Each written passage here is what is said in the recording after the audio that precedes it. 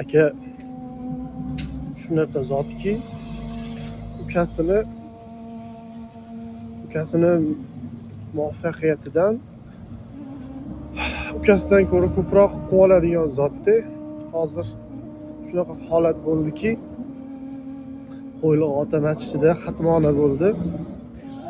Qora akamiz akalari shunaqa yig'layaptilar endi. Radni akalari ekan.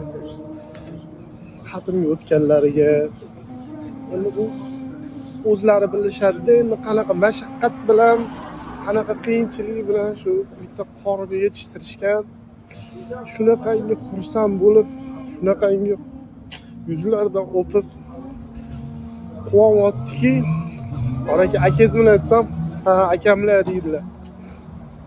O'shaning uchun Alloh taolo akalarimizni umrini uzoq qilsin. Bizni ham zurriyotlarimizni eng kami shu qora akalarimizga o'xshagan olimlarni chiqarsin. Akalarimiz baxtimizga sog' bo'lsin.